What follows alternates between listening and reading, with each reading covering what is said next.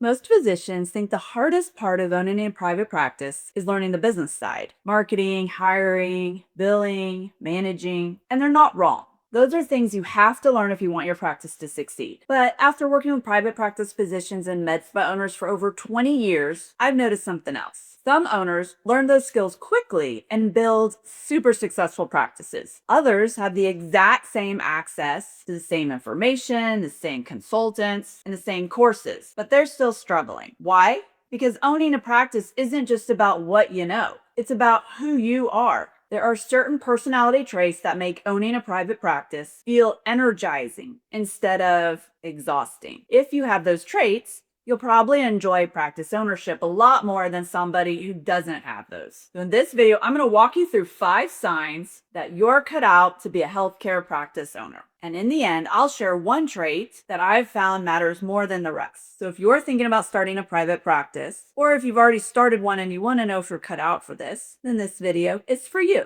And if you want help building a practice that's actually profitable and doesn't depend on you for everything, schedule a free call with us. The description's in the link. Sign number 1, you get frustrated when you know the answer, but you can't fix the problem. So one sign that you're meant to be a practice owner is that you get frustrated because you know exactly how to fix something, but you have to wait for someone else's approval. Maybe it's the scheduling process. Maybe it's hiring another staff member. Maybe it's just buying a piece of equipment or change the patient experience. You can see the problem. You know what the solution needs to be, but instead of making the change, you have to take it to a committee or corporate leadership or administration and hope they approve it. If you've ever caught yourself thinking, if this were my practice, I would change that tomorrow, then that's a strong sign that you're meant to be a private practice owner, because ownership doesn't just identify the problems. They have the ability to solve them. Sign number 2, you can make difficult decisions even when they're uncomfortable. As a practice owner, not every decision makes everyone happy. At some point, you're going to have to let an employee go. Maybe raise your prices, leave an insurance contract, change vendors, or hold someone accountable for why they're not meeting expectations. Those conversations are never fun. But if you avoid them because you don't want to upset people, your practice usually pays the price. The best owners lead with empathy, but they also make decisions that are best for the long-term health of their practice. Because at the end of the day, protecting your business also protects your patients, your team, and your ability to provide great patient care. Sign number 3, you're comfortable adapting as you go. No practice owner gets everything right the first time. You'll hire people who don't work out. You'll try marketing strategies that flop.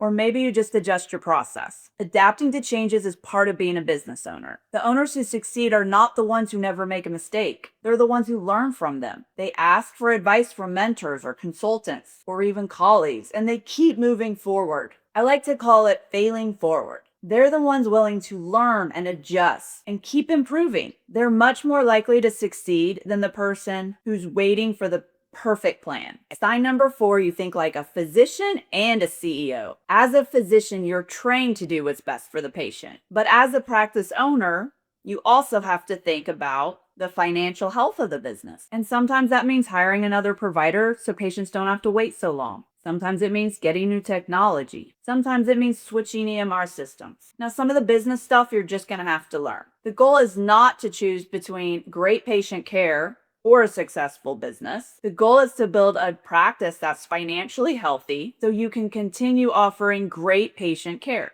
Sign number 5, you focus on solutions, not circumstances. Every practice has challenges. The successful practice owners that I have worked with don't spend their time wishing for the problem to disappear. They ask one simple question: what can I do about it? Maybe it's improving collection or reducing unnecessary expenses. Maybe it's adding a new service. Start marketing. Or maybe it's just creating a better patient experience. You can't control everything, but you can always control how you respond. And over time, that's going to separate the practices that continue to grow from the ones that stay stuck. Now, if these 5 signs sound like you, then you probably have the mindset to be a successful practice owner. Now it's just a matter of learning the business side. And I made a full video covering the biggest things private practice owners wish they had known before they got started, from attracting patients to managing costs and avoiding operational mistakes that can hold your practice back. So that's the perfect next step for you, and I'll see you in the next video.